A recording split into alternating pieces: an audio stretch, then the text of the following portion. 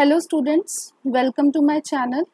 Here I would be dealing with the chapter which is named as Matter in Our Surroundings. ये 9th की science की NCERT का first chapter है, इसे हम डील करेंगे यहाँ.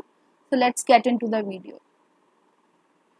तो सबसे पहले हम डिस्कस करेंगे व्हाट इज मैटर. मैटर होता क्या है. मैटर कुछ भी ऐसी चीज होती है which occupies space and has मास.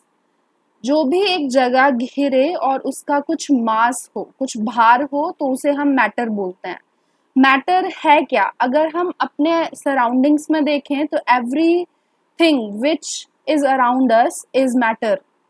चाहे वो स्टोन्स हों, क्लाउड्स हों, स्टार्स हों, प्लांट्स हों या एनिमल्स हों, सब चीज मैटर होती है.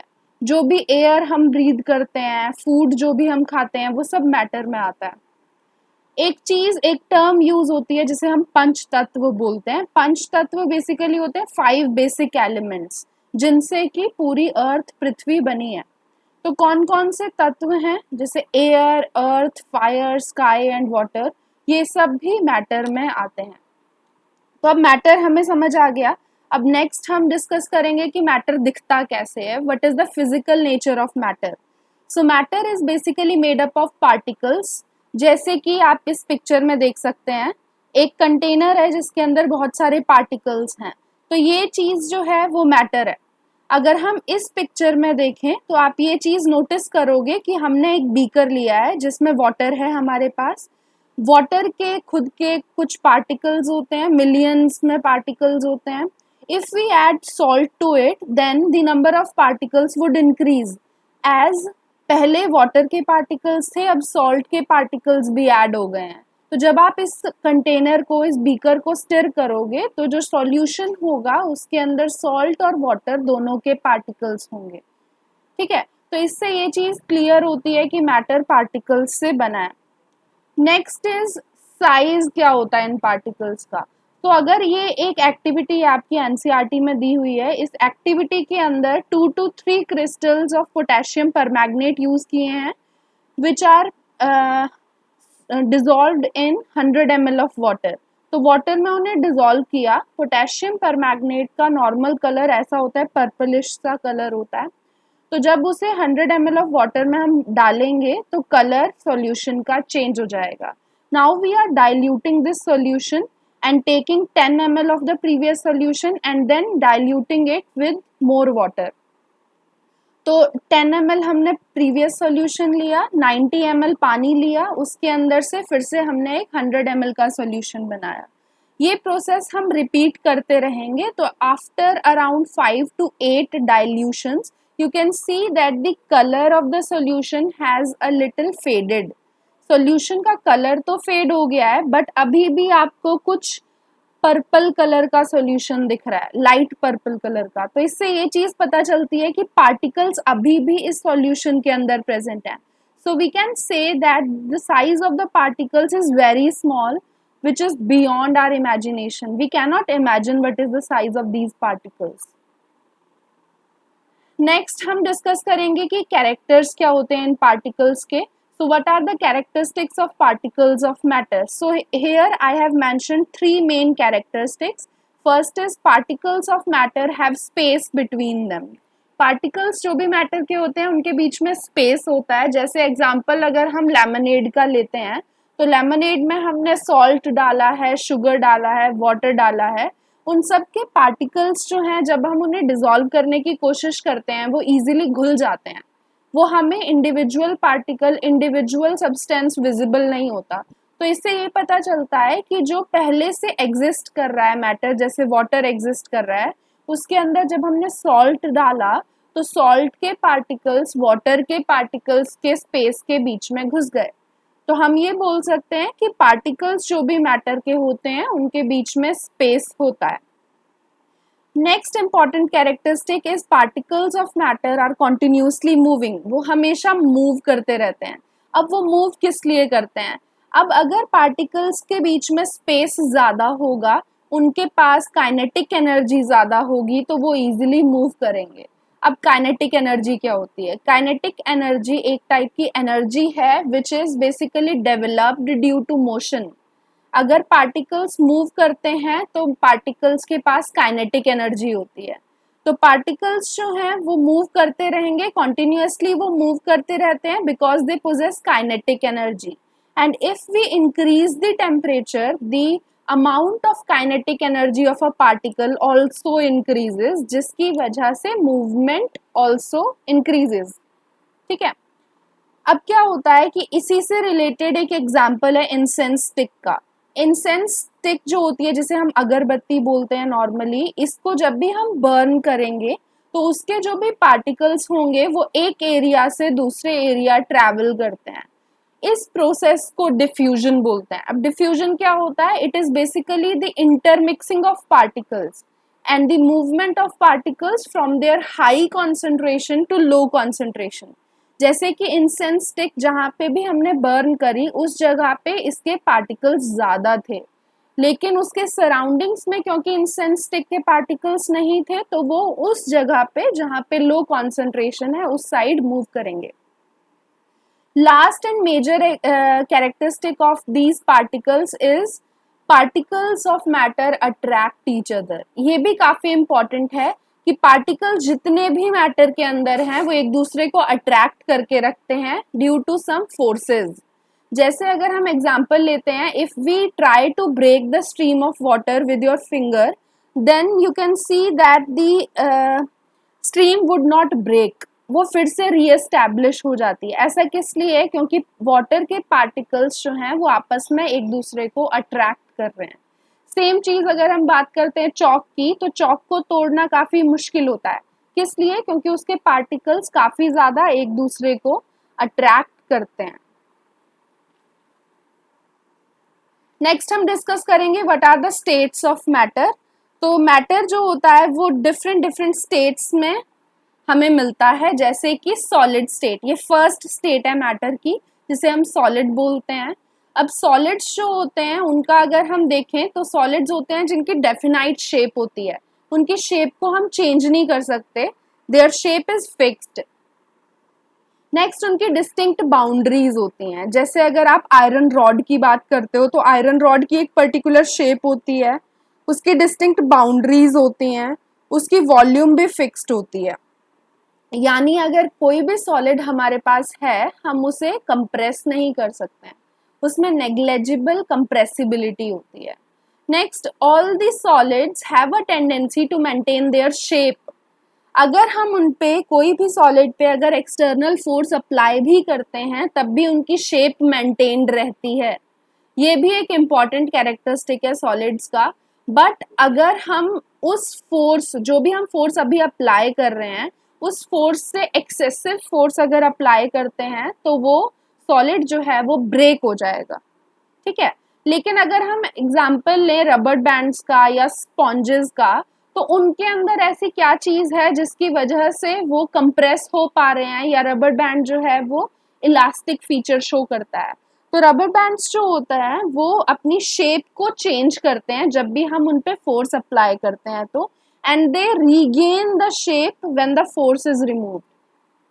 तो है वो सॉलिड बट वो इलास्टिक फीचर शो कर रहे हैं, यानी वो अपनी शेप को रीगेन कर रहे हैं, यानी शेप को मेंटेन करने की कोशिश कर रहे हैं, जो हमने एक इम्पॉर्टेंट कैरेक्टरिस्टिक पढ़ा था सॉलिड्स का। नेक्स्ट, स्पॉन्ज की अगर बात करें हम, तो स्पॉन्जेस के अंदर बहुत माइन्यूट पोर्स होते हैं, माइन्यूट होल्स होते हैं। वो होल्स जो होते हैं उनके अंदर एयर ट्रैप्ड होती है। तो जब भी हम स्पॉन्ज को प्रेस करते हैं, कंप्रेस करने की कोशिश करते हैं, तो उन होल्स से वो एयर एक्सपेल आउट हो जाती है, बाहर निकल जाती है। उसके बाहर निकलने की वजह से ही हम उसे कंप्रेस कर पाते हैं। बट अगर आप उसे कंप्रेस करना बंद कर दो तो वो अपनी शेप को रीगेन कर लेता है, यानी वो भी एक सॉलिड है। तो चाहे स्पॉन्जेस हो या रबर बैंड्स हो, दोनों सॉलिड्स में आते हैं।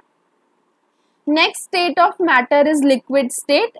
लिक्विड की अगर हम बात करें तो इनकी फिक्स्ड शेप नहीं होती, फिक्स्ड शेप नहीं होती, जिस भी कंटेनर में डालोगे वैसी ही शेप ले लेगा। फॉर एग्जाम्पल, अगर आपके पास वाटर है, वाटर को आप एक मग में डाल रहे हो या वाटर को आप किसी बकेट में डाल रहे हो, दोनों में उसकी शेप चेंज हो जाएगी। तो जो भी जिस भी कंटेनर में हम उसे डालेंगे वैसी ही शेप लिक्विड्स ले लेते हैं।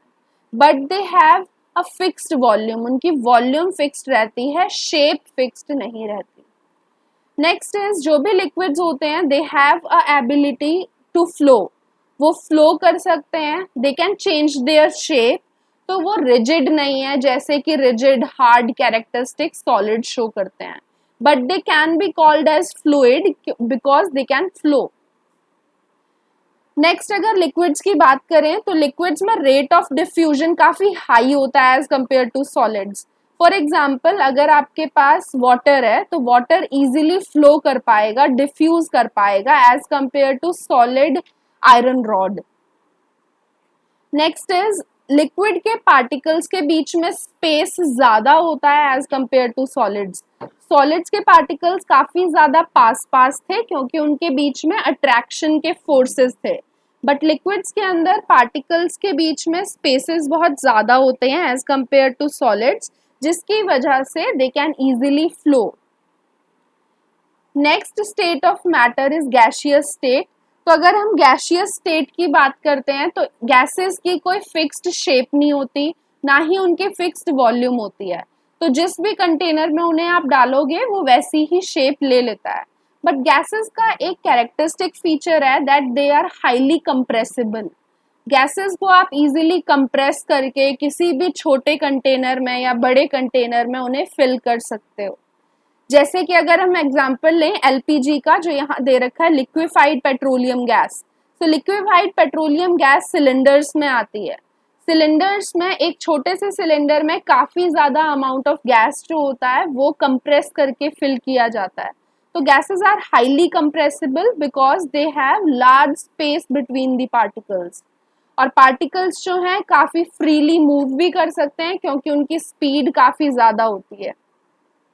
रेट ऑफ डिफ्यूजन भी यहाँ गैसेस का ज्यादा होगा एज कंपेयर टू सॉलिड्स, यहाँ मिस्टेक है, it should be gases not liquid.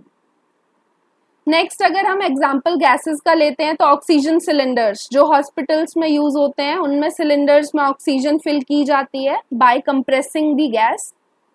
Compressed natural gas which is CNG जो फ्यूल की तरह व्हीकल्स में यूज की जाती है, उन्हें भी सिलेंडर्स में फिल करते हैं because of their high compressibility. अब ये जो 3 स्टेट्स ऑफ मैटर अभी हमने पढ़ा, सॉलिड, लिक्विड एंड गैस, इसके अलावा 2 और मैटर की स्टेट्स होती हैं। एक होती है 4th state of matter is plasma. अब प्लाज्मा क्या होता है? Plasma mainly super heating of gases से बनता है, यानी जब भी हम गैसेस के पार्टिकल्स को एनर्जी प्रोवाइड करते हैं, उन्हें एक्साइट कर देते हैं हाई टेम्परेचर प्रोवाइड करने की वजह से, तो उसकी वजह से प्लाज्मा बनता है। So basically plasma is ionised gases. तो प्लाज्मा में आयोनाइज्ड गैसेस होती हैं, यानी आयंस की फॉर्म में गैसेस होती हैं which are charged particles basically, and plasma glows when with a special colour depending on the nature of the gas. तो अगर हम प्लाज्मा के अगर बात करें, जैसे एग्जांपल मैं सन का ले रही हूँ, तो सन के अंदर हीलियम गैस होती है। हीलियम गैस की वजह से, हाइड्रोजन गैस की वजह से उसका कलर अलग होता है एज कंपेयर टू स्टार्स। तो जो भी जिस भी कलर से प्लाज्मा ग्लो करेगा, वो ग्लो करने का जो कलर होगा वो डिपेंड करता है on the nature of the gas. ये तो नेचुरल एग्जांपल्स थे प्लाज्मा के, सन एंड स्टार्स। अगर आर्टिफिशियल या ह्यूमन मेड प्लाज्मा के एग्जांपल्स लें तो उसमें fluorescent tubes and neon bulbs आते हैं। फ्लोरोसेंट ट्यूब्स जो होती हैं उनके अंदर भी गैसेस होती हैं, जैसे हीलियम, नियॉन, आर्गन वगैरह, और नियॉन बल्ब्स में नियॉन गैस होती है। तो जब भी हम स्विच ऑन करते हैं तो इलेक्ट्रिकल पार्टिकल्स जो होते हैं, जिन्हें हम इलेक्ट्रॉन्स बोलते हैं, वो ट्रैवल करते हैं, उन गैसेस को एक्साइट करते हैं, जिसकी वजह से बल्ब्स ग्लो करते हैं। Last 5th state of matter is Bose-Einstein condensate. It is also known as Bose-Einstein condensation state. अब ये क्या है? तो 2 साइंटिस्ट थे, सत्येंद्र नाथ बोस जो इंडियन ओरिजिन के हैं, और एल्बर्ट आइंस्टाइन जो फॉरेन साइंटिस्ट हैं। तो मेनली बोस साइंटिस्ट ने ये स्टेट डिस्कवर की थी, 5th स्टेट ऑफ मैटर। बाद में एल्बर्ट आइंस्टाइन ने उन्हें इलेबोरेट करा और फिर इसका नाम पड़ गया बोस आइंस्टाइन कंडेंसेशन स्टेट। अब ये कैसे बनती है? ये मेनली बनती है गैसेस को बहुत लो टेम्परेचर पे कूल करने पे। जैसे हमने प्लाज्मा में पढ़ा, गैसेस को हम वहाँ हीट करते हैं, यहाँ गैसेस की कूलिंग की जाती है। और ये गैसेस किस टाइप की होती हैं? They are of extremely low density, उनकी डेंसिटी बहुत ज़्यादा कम होती है, यानी वो बहुत हल्की होती हैं। अगर हम इसके एग्जाम्पल्स लें तो ये स्टेट ऑफ मैटर पाई जाती है super conductors and super fluids में। अब इनमें क्या होता है, सुपर कंडक्टर की अगर हम बात करें तो ये कंडक्ट करता है इलेक्ट्रिसिटी को and it possesses zero resistance. Superconductor में रेजिस्टेंस जीरो होती है, यानी करंट के फ्लो में कोई भी रुकावट क्रिएट नहीं करता है, कोई भी रेजिस्टेंस नहीं देता है। और जब भी करंट इसमें से फ्लो करना स्टार्ट हो जाए देन इट फ्लोज इनडेफिनेटली, वो हमेशा के लिए फ्लो करता रहता है। Next example is super fluids. Super fluids में भी सेम चीज है, ये फ्लूइड्स हैं, लिक्विड्स हैं which can flow for ever. तो ये कुछ स्टेट्स थी मैटर की जो अभी हमने पढ़ी। I would like to end this video with a quote given by John Wooden which says that don't let what you cannot do interfere with what you can do. So इसी quote के साथ हम ये video lecture and करते हैं। इसके बाद हम नेक्स्ट वीडियो लेक्चर में इस चैप्टर को कंप्लीट करेंगे जिसके अंदर हम पढ़ेंगे change in states of matter and evaporation. उसके फर्दर आप और वीडियोस देखेंगे जिन वीडियोस में हम इन टेक्स्ट क्वेश्चंस जो एनसीईआरटी के हैं या एक्सरसाइज के क्वेश्चंस हैं वो भी डिस्कस करेंगे।